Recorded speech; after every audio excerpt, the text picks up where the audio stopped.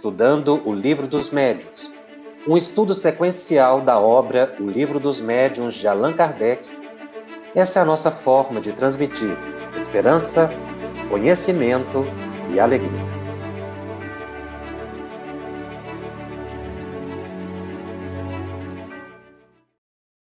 Olá, estamos iniciando mais um programa da série Estudando o Livro dos Médiuns aqui pela FEB TV. Este é o programa de número 31. Nós estamos estudando o capítulo 7 da segunda parte de O Livro dos Médiuns. Este é o terceiro programa sobre esse capítulo, em que Kardec estuda 4 temas ou 4 fenômenos muito importantes ligados à visibilidade, aos efeitos físicos, a bicorporeidade, a transfiguração, a invisibilidade e os agêneres.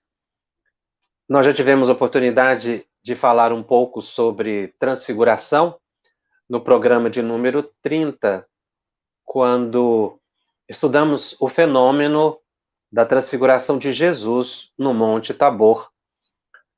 E Allan Kardec, no item 122, narra outros fenômenos de transfiguração, quando, a partir da definição que ele faz, ele relata fatos curiosos relacionados com pessoas comuns, com médiuns comuns. Nós mencionamos o fato da excepcionalidade do Cristo, mas é um fenômeno que pode acontecer com outros médiuns. Então, no item 122, Allan Kardec anota que a transfiguração é a mudança do aspecto de um corpo vivo. Então, nós estamos falando de um encarnado. E ele cita um fato ocorrido nos arredores da cidade de Saint-Étienne, nos anos de 1858 e 1859, em que uma jovem com mais ou menos 15 anos de idade, ela tinha uma extrema facilidade de se transfigurar.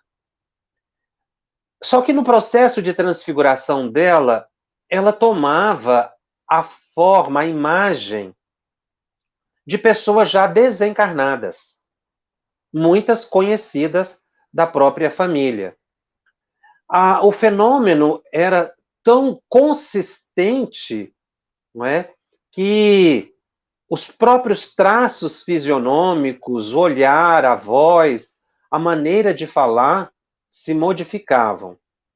O fenômeno foi observado por inúmeras pessoas e se repetiu centenas de vezes espontaneamente, sem que houvesse uma sessão mediúnica ou fosse um fenômeno provocado.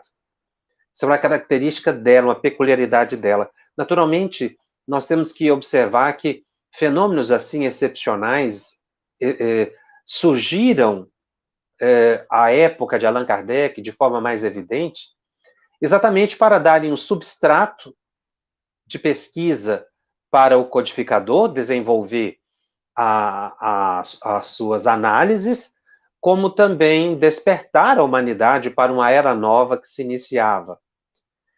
Então, Kardec vai dizendo que essa jovem de 15 anos, ela, em muitas ocasiões, tomou a aparência do irmão que morrera anos antes. E ela não reproduzia apenas o semblante, mas também o corpo, o porte. E ele era bem maior que ela. Ele era corpulento, mais pesado. E o fenômeno era tão autêntico, a transfiguração dela, a mudança física, era de tal modo que um médico teve a ideia de pesar a jovem exatamente para comprovar se realmente havia uma mudança corporal, se era uma ilusão, uma mistificação, digamos assim, um ilusionismo, não é? Para enganar as pessoas. Então, ele chegou a pesar, e aí ele verificou que, pesando a moça no estado normal e transfigurada, o irmão era bem mais velho, ela tinha 15 anos, o irmão mais de 20 anos, o peso da moça, da jovem de 15 anos, quase que duplicava em relação ao seu peso normal, mostrando que realmente houve ali uma agregação fluídica tal que permitiu que a sua fisionomia exterior se modificasse. Então, o Kardec anota que, com essa experiência, ficou provado que não era uma questão de ilusão de ótica. E aí Kardec começa, então, a explicar como é que o fenômeno se dá. Primeiro ele diz que não é um fenômeno fora das leis da natureza. É um fenômeno natural, não é um fenômeno sobrenatural. Se fosse em outras épocas, seria chamado de milagre. Mas, na verdade, está dentro das leis da natureza. Porque Kardec estava identificando leis completamente desconhecidas das ciências humanas, leis naturais. E no aprofundamento do tema transfiguração, ele faz importantes perguntas na Revista Espírita de 1859 sobre o tema transfiguração e como isso se dava, e há uma análise muito importante que merece a nossa atenção. Kardec faz a seguinte pergunta aos benfeitores espirituais. Muitas vezes era São Luís quem respondia essas perguntas, a maioria das vezes ele era o entrevistado, mas outros também, como Erasto e espíritos de grande hierarquia. Ele narra o caso dessa jovem, né? Essas perguntas não estão no livro dos médios. Como eu disse, elas estão na Revista Espírita, do ano de 1859, no capítulo Transfiguração. Mas ele estuda o fenômeno dessa jovem que nós comentamos. Por isso ele inicia perguntando assim: o caso da transfiguração que acabamos de falar é real? O Espírito responde que sim. Nesse fenômeno existe um efeito material? E o Espírito responde: o fenômeno da transfiguração pode ocorrer de modo material, a tal ponto que nas diferentes fases em que se apresenta, poderia ser reproduzido por uma câmera fotográfica. Aqui ele usa uma expressão, a fotografia estava se desenvolvendo à época, e ele utiliza a palavra daguerreotipia. Daguerreotipia, que eram os primórdios, né, da fotografia que nós conhecemos. Então, poderia ser fotografado, sim, ou seja, o fenômeno ele era visível e impressionaria uma câmera fotográfica. Kardec insiste, como se produz esse efeito? A transfiguração, responde o Espírito, como entendeis, nada mais é que uma modificação da aparência, uma mudança, uma alteração das feições que pode ser produzida pela ação do próprio espírito sobre o seu envoltório, no caso aqui o perispírito, ou por influência de outro espírito, uma influência exterior. O corpo da pessoa, do médium, não muda. Todavia, em consequência de uma contração nervosa, pode adquirir aparências diversas. Ele vai mencionar mais adiante que contrações musculares da face podem alterar o semblante da pessoa e ele considera isso uma transfiguração.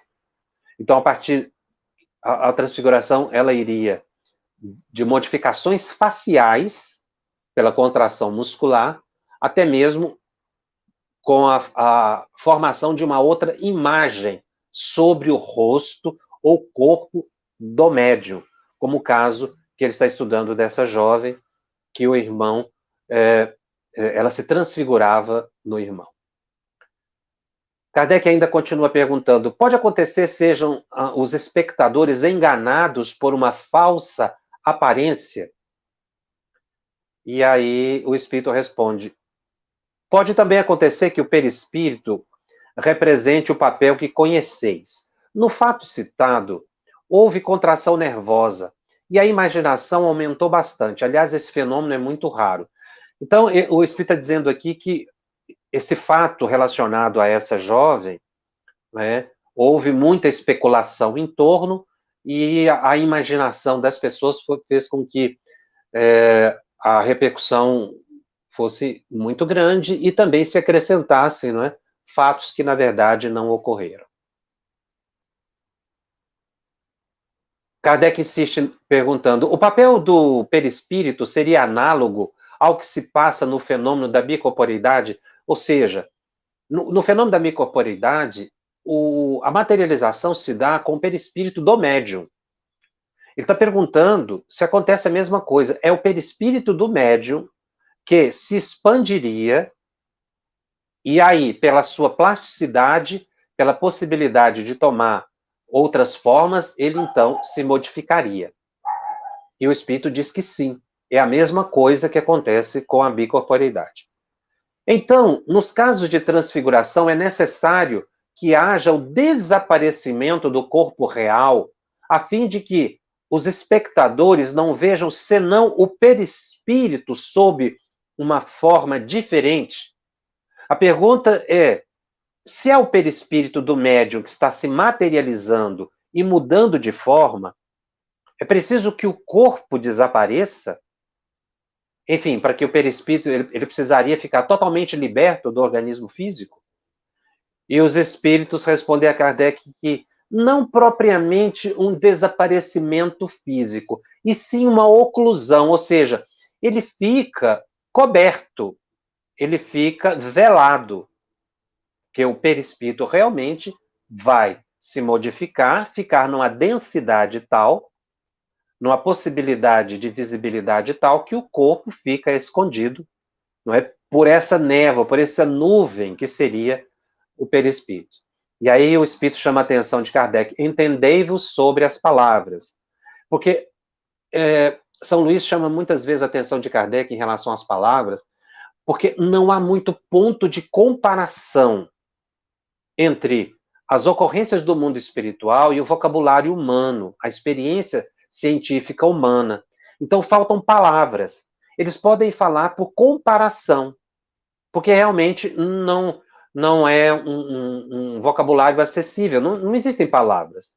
Então, ele utiliza a palavra oclusão, ou seja, o corpo fica como que escondido sob o perispírito.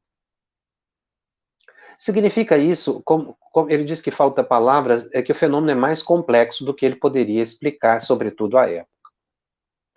Kardec faz ainda mais uma pergunta: parece resultar do que acabais de dizer que no fenômeno da transfiguração podem ocorrer dois efeitos. Kardec, então, vai sintetizar o que ele conversou com o espírito antes. Primeiro, a alteração dos traços do corpo real em consequência de uma contração nervosa. Então, uma pessoa, ela pode modificar a própria face através de contrações físicas. Aí não há o envolvimento do perispírito. E o segundo, que Kardec coloca, é que a aparência variável do perispírito tornando visível. Ou seja, são duas modalidades de transfiguração. A mudança do rosto da pessoa e o perispírito da pessoa que se expande. E os espíritos, Kardec sintetiza e pergunta: é assim que devemos entender? E o espírito responde: certamente. Qual a causa primeira desse fenômeno? E o espírito responde: a vontade do espírito. Como a resposta ficou um tanto quanto genérica, a vontade do espírito, Kardec pergunta: todos os espíritos podem produzir o fenômeno da transfiguração? E aí A resposta vem: não. Nem sempre os espíritos podem fazer o que querem. Então, não é qualquer espírito de encarnado ou de desencarnado que pode provocar uma transfiguração. Mas as perguntas continuam. Como explicar a força anormal dessa mocinha, dessa jovem, transfigurada na pessoa do irmão? É porque muitas vezes as pessoas estendiam a mão a ela transfigurada e a mão era muito maior e demonstrava uma força muito grande. Kardec aqui estava perguntando se, ao pegar na mão e sentir a pressão da mão da jovem transfigurada, estava se sentindo a mão do espírito que sobre ela se transfigurava, ou era a mão da médium. E o espírito responde a Kardec: não possui o espírito uma grande força? Aliás, é a do corpo em seu estado normal. Como a resposta não ficou muito clara, Kardec faz uma observação. Esse fato nada tem de surpreendente. Muitas vezes vemos pessoas muito fracas, dotadas momentaneamente de uma força muscular prodigiosa devido a uma superexcitação. Então, na verdade, quando se pegava ali na mão da jovem e ela transfigurava, não era na mão do espírito que se estava pegando. Era na mão da médium, da jovenzinha. Só que, devido ao estado em que ela estava, de transe, né, na verdade, a força física dela aumentava, dando a impressão de que estava pegando na mão do espírito ali do irmão, no qual ela havia se transfigurado. E aí, voltando agora para o Livro dos Médiuns, no item 123. Dando continuidade, Kardec menciona: a transfiguração, em certos casos, pode originar-se de uma simples contração muscular. Kardec já havia feito essa pesquisa antes da publicação do Livro dos Médiuns, como nós vimos, é da Revista Espírita antes do surgimento de O Livro dos Médiuns, e no Livro dos Médiuns, então, depois ele sintetiza. Por isso a importância de estudarmos as duas obras, porque há um detalhamento maior na Revista Espírita. A transfiguração, em certos casos, pode originar-se de uma simples contração muscular, capaz de dar à fisionomia expressão muito diferente da habitual, ao ponto de tornar quase irreconhecível a pessoa. Kardec diz: temo-lo observado frequentemente em alguns sonâmbulos. Nesse caso, a transformação não é radical. Uma mulher poderá parecer mais jovem ou mais velha, mais bela ou mais feia, mas será sempre a mulher. Sobretudo, seu peso não aumentará e nem diminuirá. Então, a transfiguração causada pela contração muscular, ela é observável, mas ela não é completa, não é? São os traços fisionômicos da pessoa. A pessoa pode parecer mais jovial, porque a musculatura do rosto fica mais enrijecida, digamos assim, ou então mais frouxa, e a pessoa pode dar a impressão de estar mais velha, com a mandíbula mais liberta. Kardec menciona que é muito comum os sonâmbulos acontecerem isso, exatamente porque no caso do sonambulismo, o médium se afasta, o espírito, né, do médium se afasta bastante do corpo, a alma do médium se afasta muito intensamente do corpo, pelo estado de transe em que ele está, e realmente o rosto da pessoa pode se modificar. Em nossa experiência mediúnica, falando particularmente, nós já tivemos a oportunidade de ver muitos médiuns em reuniões mediúnicas tendo esse fenômeno de mudança facial durante o transe. Mas como Kardec disse, esse não é um fenômeno muito comum. Nós temos que tomar cuidado para não também considerar a transfiguração qualquer alteraçãozinha pequena do rosto da pessoa. E também, sobretudo, nós temos que levar em conta, para avaliar um fenômeno de transfiguração esse de natureza muscular, a seriedade do médium e a intenção do médium não querer chamar a atenção sobre si, o que muitas vezes acontece. médiuns vaidosos que querem transparecer aquilo que não são, fazem caretas, modificam o semblante, porque conseguem fazer isso, e aí levando os incrédulos a acreditar que é uma transfiguração. Quando Kardec menciona aqui que é mais comum no caso dos sonâmbulos, é porque o próprio sonambulismo é raro. Então, são alguns médiuns que se predispõem a isso. Então, vamos dizer que um psicofônico consciente não teria muita possibilidade de uma transfiguração. Nós entraríamos muito mais para o campo do psicofônico sonambúlico ou do sonâmbulo, que aí sim o espírito pode se afastar mais intensamente do corpo e o corpo registrar mais as expressões faciais do comunicante, do espírito comunicante, a angústia, a dor, o sofrimento ou a alegria. E aí ocorrer algumas modificações nos traços faciais. Então, esse adendo de Kardec, que é frequentemente no sonâmbulo, é porque realmente nos médios conscientes isso é mais difícil. Mas ainda no item 123, Kardec comenta o seguinte: no fenômeno que estamos tratando, no caso dessa jovem, não é? Existe algo além de contração muscular. É aí que entra a teoria do perispírito. Então, nós temos que recordar que o perispírito, ele pode sofrer modificações na sua aparência pela vontade do espírito.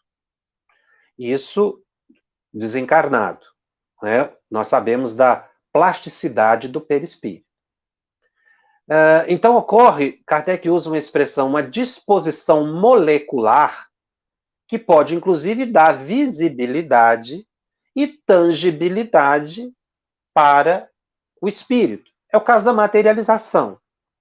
O espírito fica visível, é possível você tocar o espírito, ele fica opaco, porque muitas vezes existem aparições em que o espírito fica translúcido, né? Você vê através do espírito. Mas existem casos em que o espírito fica opaco mesmo e você o vê como se fosse um encarnado. Então, isso é da natureza do perispírito. Mas essas propriedades do perispírito, elas existem na pessoa também quando está encarnada. Então, o perispírito de uma pessoa viva, um encarnado, afastado do corpo, é também passível de sofrer as mesmas transformações. Essa mudança de estado se opera pela combinação de fluidos. Então, veja bem, no caso daquela jovem que ela, na transfiguração, a forma ficava do irmão, havia uma combinação de fluidos dela, doação de fluido ectoplasmático, com os fluidos do espírito, que alteravam o perispírito daquela menina, pois o perispírito se expande para fora do corpo físico. E aí pode ser manipulado pelo pensamento de um outro espírito. Não é? Então, no caso do perispírito do encarnado, ele vai se irradiar em volta do corpo, envolvendo numa espécie de vapor. Quando Kardec usa essa expressão, numa espécie de vapor, é porque é uma comparação. Né? Ou seja, o perispírito vai se expandir, vai envolver e vai sofrer modificações. Então, Kardec vai comentando, nesse estado, passível se torna das mesmas modificações que ele poderia sofrer se estivesse totalmente separado do corpo físico. Então, veja bem, um desencarnado pode se materializar pela combinação de fluidos do médium com o espírito. Um encarnado pode se afastar do corpo e se materializar, bicorporeidade. E o perispírito de um encarnado também pode se expandir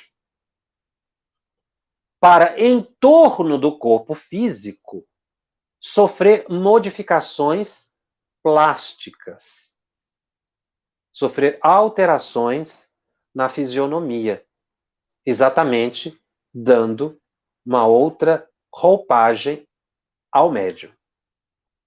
Então, nós temos aqui três situações diferentes. De um desencarnado que se materializa, de um encarnado que se afasta do corpo e se materializa à distância, a bicorporeidade, que já foi estudado nos programas anteriores, e a transfiguração, que aí é o caso do perispírito, que se expande e envolve o corpo e sofre a manipulação. Kardec ainda continua comentando: perdendo ele a sua transparência, o corpo pode desaparecer, tornando-se invisível. Na verdade, ele fica velado, como que mergulhado numa bruma. Então, não é que o corpo se desfez. Poderá, então, o perispírito mudar de aspecto, fazer-se brilhante, e aí foi o caso da transfiguração de Jesus, que brilhou, não é? Se tal for a vontade do espírito, e se ele dispuser de poder para tanto. Nós fizemos a questão de estudar a transfiguração de Jesus no programa passado, o programa de número 30, para facilitar o entendimento do programa de hoje. Porque fica fácil imaginar o que acontece quando os apóstolos escrevem que Jesus fulgurou-se, iluminou-se, as vestes dele brilharam e a face dele se modificou. Então, naquele instante ali, o poder de Jesus imprimiu as condições para aquela transfiguração. Um outro espírito, continua Kardec, combinando seus fluidos com o do encarnado, poderá imprimir a aparência que lhe é própria. Aqui ele ainda está comentando o caso daquela jovenzinha. Não é?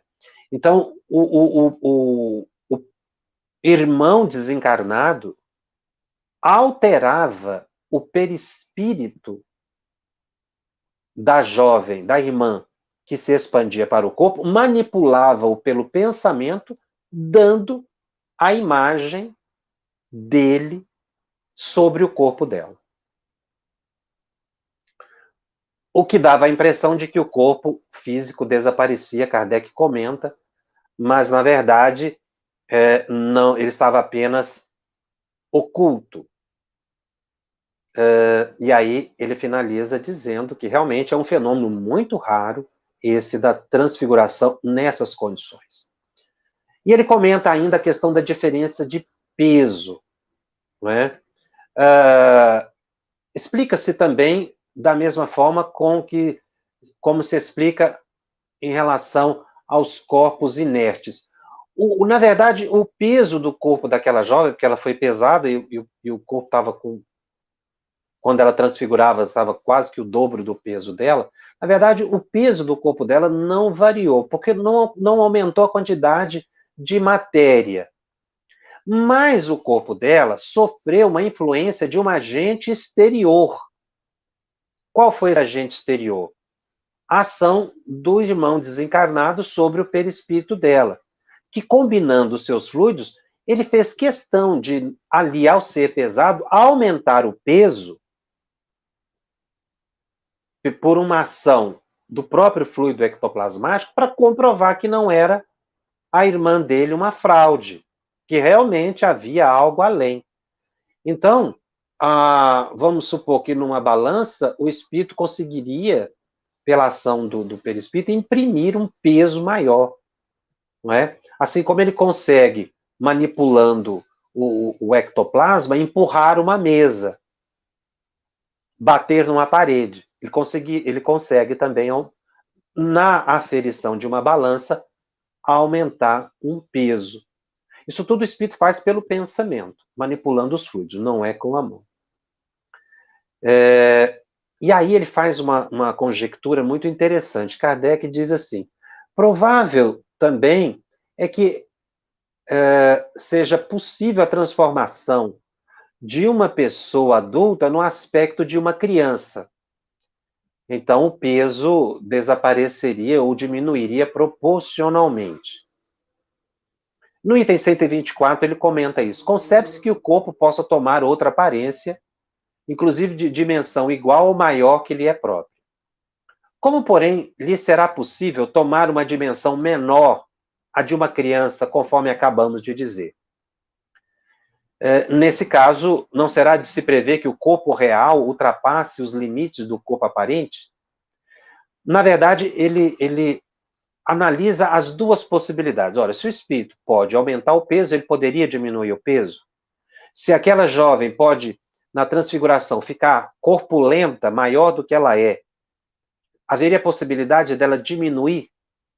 Então, é uma reflexão que Kardec faz, mas ele disse que isso foi apenas uma análise de probabilidade, porque ele chega à conclusão, e ele menciona isso nesse item, que o fenômeno não é impossível de acontecer.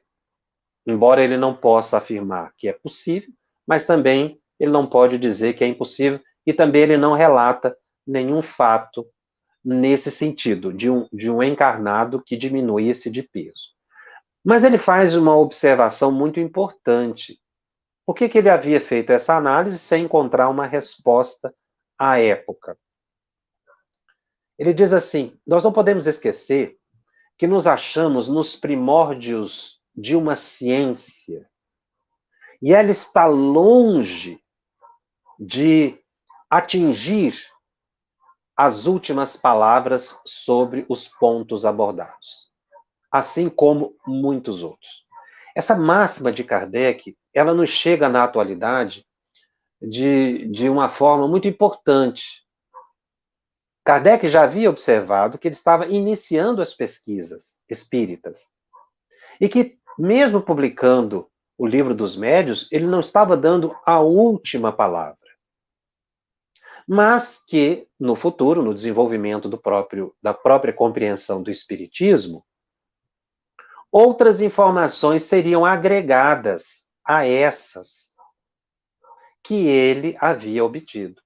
É o aspecto evolucionista do espiritismo que ele via como ciência. Toda ciência evolui, não é? A partir de pesquisas que vão tendo os primórdios como base, mas vai evoluindo. E o espiritismo tem acontecido a mesma coisa. É por isso que nós não podemos dispensar a contribuição de médiuns sérios. Não qualquer tipo de informação do mundo espiritual, mas aquelas que têm concordância com a obra de Allan Kardec, que atendem o princípio da universalidade do ensino dos espíritos.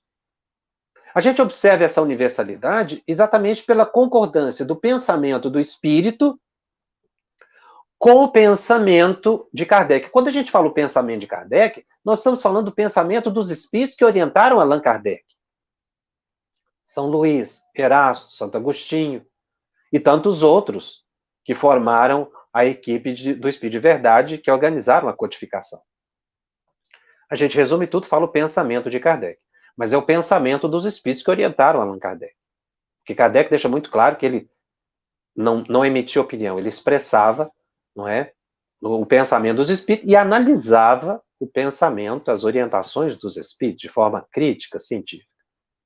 Então, nós vemos médiuns que recebem mensagens que têm concordância com a obra doutrinária, e médiuns que recebem mensagens que não têm concordância com a obra doutrinária.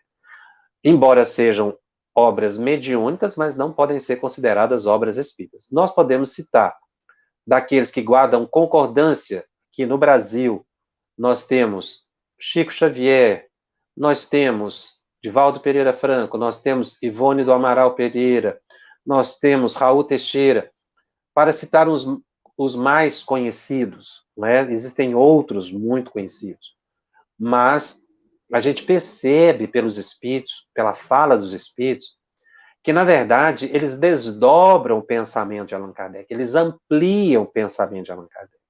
Por isso, a contribuição dos médiuns na atualidade não pode ser dispensada. E acreditar que a codificação já esteve dando a última palavra. A obra de Kardec ficou pronta nas 5 obras básicas e na Revista Espírita. Ela se completou.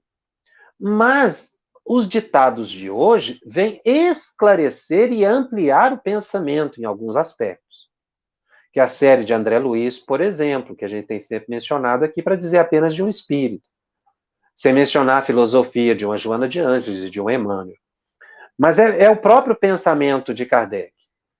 Ele estava nos primórdios de uma ciência e não estava dando a última palavra.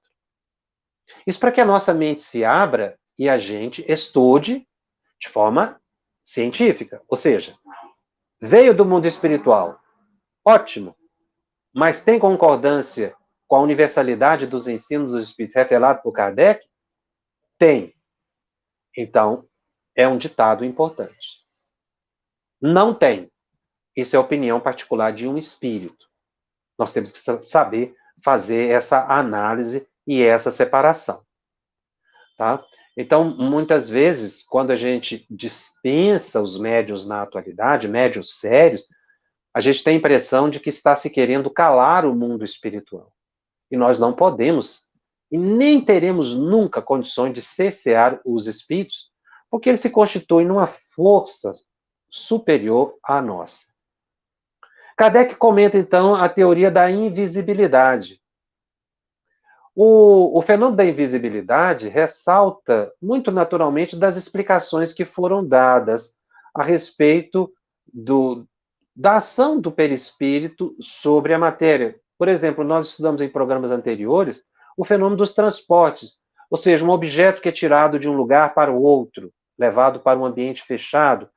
Então, André Luiz vai explicar que na verdade, há sim um afastamento molecular e o objeto é reconstruído do outro lado. Kardec diz apenas que os espíritos puderam dizer a Kardec à época que o objeto era envolvido pelo ectoplasma e assim movimentado.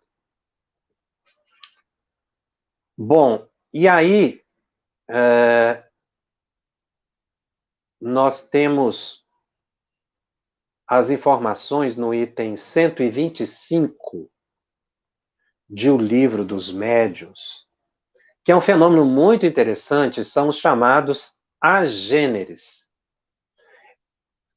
Kardec buscava criar palavras novas para identificar fenômenos novos. Então, essa expressão, ele diz que surgiu na Sociedade Parisiense de Estudos Espírita. Agênere, ou seja, não nascido.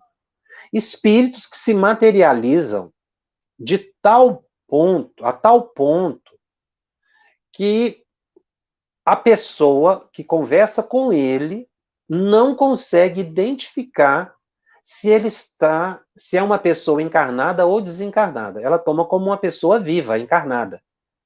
Porque ali não tem médium, ali não é uma reunião mediúnica, e a pessoa está muitas vezes na rua, está em casa. Então, Kardec vai dizer no item 125 de O Livro dos Médiuns, que embora, né, o fenômeno dos agêneres seja extremamente inusitado, extraordinário, mas ele também não é sobrenatural. Ele é um fenômeno natural que decorre da propriedade do perispírito. E aí ele menciona que na Revista Espírita de fevereiro de 1859, ele já havia estudado o assunto, não é? Então vamos lá, na Revista Espírita de fevereiro de 1859, segundo a orientação do próprio codificador, para ver o que é que ele estudou lá e que pode agregar essa informação, porque aqui no Livro dos Médiuns ele utiliza apenas um item, mas realmente no livro, na Revista Espírita, ele tem um estudo mais amplo. Ele começa na Revista Espírita, no capítulo A Gêneres, descrevendo o seguinte: uma pobre mulher estava na igreja de São Roque e rogava a Deus que a auxiliasse em sua aflição. À saída, na rua Saint-Honoré, encontra um senhor que a aborda e lhe diz: boa mulher, ficarias contente se arranjasses trabalho? Ah, meu bom senhor, responde ela, peço a Deus que me conceda esse favor, porque eu estou muito necessitada. Pois bem, respondeu o interlocutor, ide à rua tal, número tal, e procurai a senhora fulana de tal, e ela vos dará trabalho. Então continuou seu caminho, o homem, o desconhecido. E a pobre mulher dirigiu-se sem demora ao endereço indicado. Com efeito, tem um trabalho para mandar fazer, disse a senhora em questão. Mas como não o dissera a ninguém, como pôde a senhora vir me procurar? Ou seja, ela bateu na porta da casa, foi atendida por uma senhora, e ela respondeu, não, realmente, eu preciso de um auxiliar. Mas como é que você ficou sabendo se eu não contei para ninguém, se eu não divulguei para ninguém? Então, aquela pobre indigente, é assim que Kardec a define, avistando um retrato suspenso na parede, respondeu: Senhora, foi aquele cavalheiro que me enviou aqui. Esse cavalheiro? Replicou espantada a dona da casa. Não é possível. Esse retrato é do meu filho. Ele está morto há 3 anos. Não sei como pode ser isso, mas vos asseguro que foi esse senhor que acabei de encontrar ao sair da igreja, onde tinha ido pedir a Deus que me assistisse. E ele me abordou e foi ele mesmo que me mandou aqui. Esse é o exemplo que Kardec dá dos agêneres. Então ele vai dizer que você pode conversar, trocar ideia e nem imaginar que é um desencarnado. Kardec estuda também o tema agênere no livro A Gênese, no item 36, capítulo 14. E aí que ele observa que as pessoas podem ficar, conviver ou estar com um agênere sem perceber. O fenômeno é espetacular e quando nós falamos de espíritos de desencarnados que se materializam, e ele vai dizer que no capítulo 14 do livro A Gênese, que os agêneres denotam sempre em suas atitudes qualquer coisa de estranho, de insólito, que lembra ao mesmo tempo a materialidade e a espiritualidade. Neles, o olhar é simultaneamente vaporoso, penetrante, não possuindo a nitidez do olhar através dos olhos de carne. A linguagem, muitas vezes, é breve, sentenciosa, não tem essa naturalidade de um diálogo humano. E a pessoa ficaria surpresa diante disso. Mas nós temos, na história do cristianismo, um caso de aparição nesse nível, em que as pessoas não souberam que a pessoa estava desencarnada. Foi o caso de Jesus. Está narrado pelo evangelista Lucas, nos versículos 13 a 35, quando o evangelista Lucas descreve um fenômeno que aconteceu quando 2 discípulos iam para uma cidade chamada Emaús.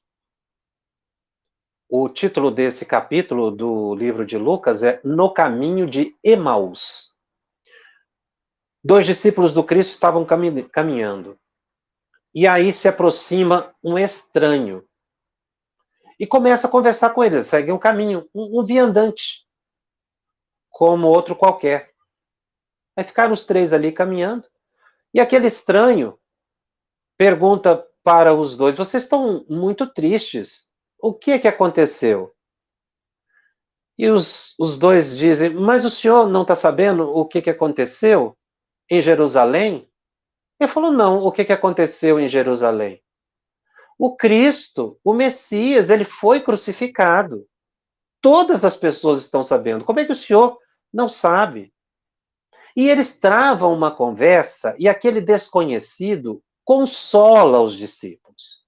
Fala do amor, fala do perdão, fala de misericórdia. Eles têm um diálogo mais ou menos nesse sentido.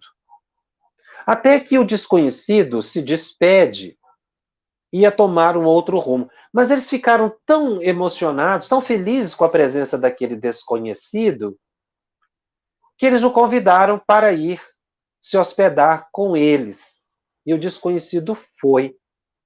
Então eles se sentaram na mesa e começaram ali a distribuir os alimentos. E o desconhecido pega o pão e parte o pão e dá o pão a cada um deles. Nesse instante, ao partir do pão, eles viram que estavam diante de Jesus.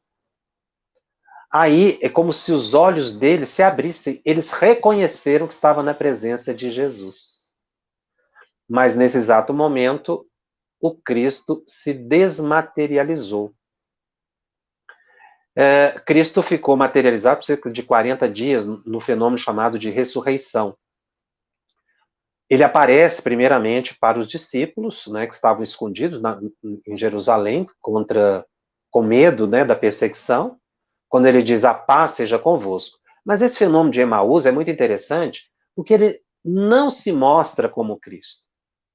Então, ele era uma figura materializada, que eles conversaram naturalmente, dialogaram, trocaram ideias. Inclusive, aquele desconhecido os consolou. Foi por isso que chamou a atenção deles. Porque as palavras dele eram tão amáveis e tão agradáveis que eles estavam tristes, ficaram felizes. No final ele diz: mas vocês não se lembram do que dizem as profecias? É necessário que o Cristo venha e que o Messias padeça todas essas coisas. Elas deveriam acontecer, isso foi predito. E eles ficam muito felizes, aí eles voltam a Jerusalém e dão a notícia da materialização do Cristo na cidade de Emaús, quando então eles reconheceram o Mestre ao partir do pão, no momento em que Jesus parte o pão. Jesus tinha provavelmente uma maneira muito peculiar de cortar, de partir o pão com as mãos, que fez com que eles reconhecessem o Mestre Jesus. Então foi um caso aí de materialização em que as pessoas não reconheceram que era um desencarnado, poderia ser classificado como um agênere dentro dessa análise de Allan Kardec, não é? Em que ele demonstra que é possível o espírito se materializar. Qualquer um de nós pode se deparar com uma gênere e não saber. Kardec, no livro A Gênese, como eu li, tenta descrever, olhar, aparência, mas é uma descrição que Kardec faz para nos dar uma ideia de como é uma gênere. Mas no Livro dos Médiuns, na Revista Espírita, ele é peremptório a dizer que, dependendo das condições, fica irreconhecível. Só quando ele se desmaterializa, ele desaparece, é que se observa que é uma gênere. Bom, vamos ver se temos algumas perguntas aqui para responder. Lembrando que o Telegram já está aberto para as perguntas, tá? A Tânia Zeredo nos pergunta: já que é o perispírito que se manifesta na transfiguração, então podemos dizer que o fenômeno é, na realidade, uma materialização do perispírito do próprio encarnado? Só que não distante do corpo. Lembra das 3 classificações que Kardec faz. Um espírito, um desencarnado, pode se materializar, é uma materialização. A alma do médium pode se materializar à distância, é uma bicorporeidade. O perispírito do médium pode se expandir e provocar uma materialização sobre o corpo do médium e ser a transfiguração. Por isso é que Kardec estuda os 3 fenômenos ao mesmo tempo. O Antônio Donizete faz uma pergunta, nos cumprimenta. É bom entender bicorporeidade e transfiguração. Desde 20 anos de idade, minha irmã me conta que muitas vezes me vê saindo do corpo no momento em que, estando em sono, não é? Aí, nesse caso, ele está descrevendo, que, pelo que eu entendi, que a irmã vê ele saindo do corpo. Mas não está muito claro na pergunta em que condições ela vê. Porque realmente, quando um indivíduo dorme, ele se afasta do corpo. Essa pergunta me fez lembrar o caso de um amigo meu, que nos narrou um fato muito interessante. Ele era médium, ele é médium vidente, ainda está encarnado, ele é médium vidente, e ele disse um fato que me chamou muito a curiosidade. À época, eu fiquei meditando por muito tempo. Ele disse que estava deitado no quarto, estava ele, dormindo com a esposa, e tinha os filhos, eles estavam numa viagem, ficaram todos acomodados no mesmo ambiente. E ele estava naquele estado de madorna, entre dorme e acorda, e nesse instante, a filha já estava dormindo, né? Tinham duas filhas, já estavam dormindo, e ele viu uma delas sair do corpo e, curiosamente, começar a olhar para fora do quarto. Ele disse que mentalmente chamou a atenção dela e pediu para ela: não saia. Isso que foi a ideia que lhe ocorreu, não é? Porque como ele viu ela afastando-se do corpo e olhando, querendo sair, e ele viu a porta do quarto, e para lá estava escuro, porque realmente a casa estava escura, não é? As luzes estavam apagadas. Ele disse que mandou a filha voltar para o corpo, e ela obedeceu, ela voltou para o corpo. Eu sempre fiquei meditando nesse fato, e realmente isso é possível. Ele se comunicou pelo pensamento com ela: olha, não saia, volte para o corpo. Aquela atitude paternal, né? Eu achei isso muito, muito curioso. Então, realmente, pode ser que uma pessoa veja a outra afastando-se do corpo. Mas é que aqui, nesse caso que eu descrevi, é um caso de vidência, tá? Porque o vidente é que viu o afastamento, no caso da filha do corpo. A Vera Lúcia pergunta: é o perispírito que sofre as modificações?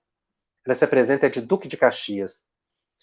É o perispírito que sofre as modificações. Nós vamos estudar o perispírito de ponta a ponta, estaremos sempre falando de perispírito quando estudamos mediunidade. Aliás, são dois elementos, né, que a gente vai sempre falar: pensamento e o perispírito. O perispírito, ele é altamente plástico, moldável, maleável, expansível. Pode se tornar tangível, a expressão que se usa para dizer que ele pode ser tocado, pode se materializar. Ele tem propriedades muito superiores à do corpo físico. Mas toda ação no perispírito, seja do encarnado ou do desencarnado, ocorre pelo pensamento. Então, realmente, é o perispírito que sofre as modificações no momento da transfiguração. A Meire Gavira nos pergunta: o médium deve tentar não ter transfiguração? É algo errado de médium que não possui a mediunidade disciplinada? Não. A transfiguração é um fenômeno muito espontâneo, não é? E é um fenômeno natural. Então, certos eventos que acontecem com o médium não podem ser ditos como indisciplina, porque muitas vezes o médium não consegue controlar o fenômeno da transfiguração. Agora, vamos imaginar um médium numa reunião mediúnica, que às vezes está muito agitado, porque o espírito está muito também agitado, então ele fica com as mãos, o movimento do corpo, a fala, não é? Enfim, o médium, ele expressa isso do espírito. Isso é normal. O excesso é que é prejudicial. Um médium levantar, jogar cadeira, quebrar objeto, xingar as pessoas, puxar forro da mesa, chutar as coisas. Isso é indisciplina, porque o médium tem condições de controlar. Mas há uma certa agitação que o médium sofre no momento do transe, que é muito natural, porque ele psicossomatiza, e ele precisa ter essa sensibilidade, e o espírito vai projetar na psique dele as suas sensações, e ele vai reproduzir isso no corpo. Agora, no caso da transfiguração, isso ainda é mais difícil, não é? Como Kardec disse, o médium é sonâmbulo, ele está num grau de passividade muito grande, e o rosto pode sofrer algumas modificações. E se o perispírito se expande e essa transfiguração acontece, muitas vezes isso é permitido pelos espíritos superiores. Eu não li, mas esse espírito, o irmão daquela jovem que eu mencionei, está na Revista Espírita, de 1858, Kardec indaga a ele, o irmão desencarnado, não é aquela jovem de 15 anos que eu contei o fato logo de início do programa. Ele é evocado e Kardec pergunta para ele se ele poderia materializar ali na presença deles. E ele disse que não, porque não era permitido. Então, existem espíritos superiores que controlam esses fenômenos. Isso não é aleatório. Se o irmão estava se materializando ou projetando seu perispírito sobre a irmã, foi exatamente para chamar a atenção da sociedade de Kardec e o fenômeno ser registrado, porque ele é um fenômeno real. Então, isso não é indisciplina do médium. O Fábio pergunta, quando há transfiguração, pode ser essa afeição, uma determinada encarnação do espírito que se mostra como foi na época? Pode ser. Eu não narrei fato assim. Né? A pergunta é se a pessoa poderia voltar a uma imagem de um tempo anterior. Sim. Como não é a transfiguração de Jesus, os evangelistas dizem que o rosto de Jesus se modificou também, viu? Eles não dizem qual foi o rosto. Lucas, principalmente, vai dizer que o rosto do Cristo se modificou. E ele vai dizer que as vestes se iluminaram. Foi um fenômeno, aquele do Monte Tabor. Quem não assistiu esse programa passado, assista. É um fenômeno muito complexo. Foi uma reunião ali muito complexa. Não é? Teve materialização, teve transfiguração, teve fenômeno de voz direta. Então, ele me pergunta assim, se você me pergunta em tese se a pessoa pode voltar a uma encarnação anterior e aí transfigurar naquela imagem que tinha, isso é possível, é o que Kardec disse, né? Nós não podemos dizer que é impossível. Muita coisa a gente ainda não conhece e não tem explicação. A Solange, qual a finalidade da transfiguração? Não pode o espírito simplesmente aparecer ao invés de transfigurar? Olha, transfiguração é a expansão do perispírito, é diferente. O espírito aparecer, ele pode aparecer, mas aí não é transfiguração, é uma materialização. O espírito pode um desencarnado, né? Ele pode perfeitamente se materializar. Agora, o fenômeno da transfiguração, isso decorre das características do médium. O médium de efeito físico, ele libera muito ectoplasma. E esse ectoplasma é manipulado pelos espíritos, que causa a transfiguração. Então, por isso que o fenômeno é raro, porque nem todos os médios conseguem liberar tanto fluido assim para se transfigurar perispiritualmente falando. Às vezes a gente pode encontrar mais com mudanças faciais por contrações musculares da face. Mas essa do perispírito se expandir. Então, qual a finalidade? A finalidade é comprovar a imortalidade da alma. A finalidade, muitas vezes, os espíritos dizem que hoje esses fenômenos estão ficando cada vez mais raros, estão mesmo exatamente porque nós estamos agora numa fase mais de estudo do que de pesquisa, né? Mas eles tiveram uma finalidade muito importante para exatamente a comprovação da imortalidade da alma. A Sueli me pergunta, a transfiguração necessita da incorporação? Não. O médium não está incorporado. Ele está sob a influência de um espírito, ele está em transe, mas ele não está numa psicofonia, e não precisa estar nesse estado para que aconteça. Tá? E aí vem muitas perguntas, algumas se repetindo. Nós estamos caminhando para o encerramento. Eu termino esse capítulo aqui hoje, tá? Nós vamos para o próximo capítulo, o capítulo 8 de O Livro dos Médiuns. A Claudine pergunta se o agênio precisa de médio de efeito físico. É claro, precisa de médio de efeito físico, está à distância, mas ele precisa do ectoplasma.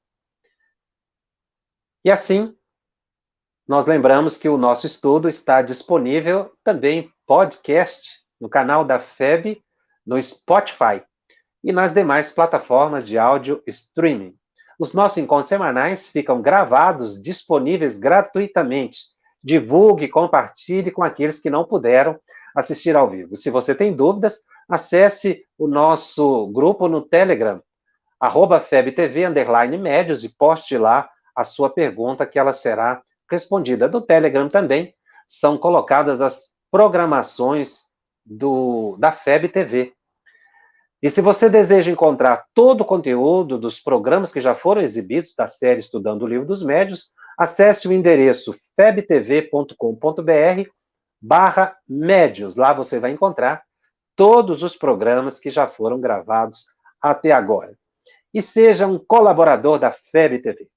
A FEB TV existe a partir de contribuições para que ela possa se manter no ar. E você pode ajudar. Ajudando a FEB TV, você ajuda na divulgação da doutrina espírita, na divulgação de Jesus, para levar sempre a alegria, a paz e o conforto a todos os lares. Eu fico por aqui e eu te aguardo na próxima semana. Até lá. Estudando o Livro dos Médiuns, um estudo sequencial da obra O Livro dos Médiuns de Allan Kardec. Essa é a nossa forma de transmitir esperança, conhecimento e alegria.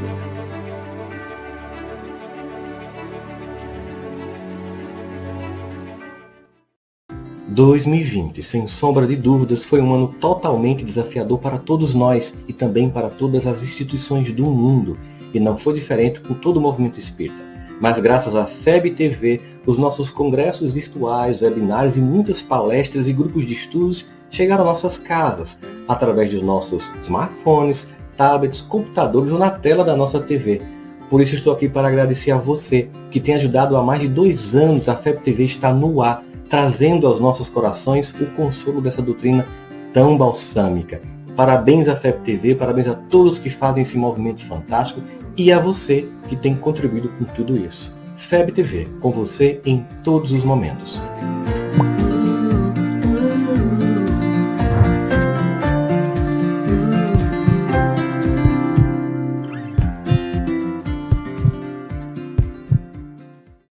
Conheça a Federação Espírita Brasileira, que busca mostrar quem ela é.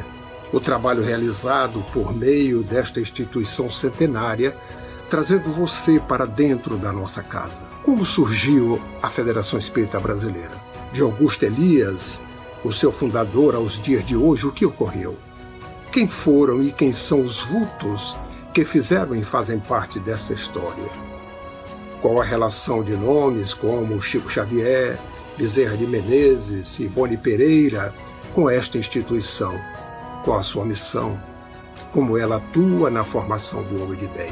Apresentaremos a Federação Espírita Brasileira em formato dinâmico com vídeos, depoimentos, postagens históricas, áudios. Conheça e faça parte desta família.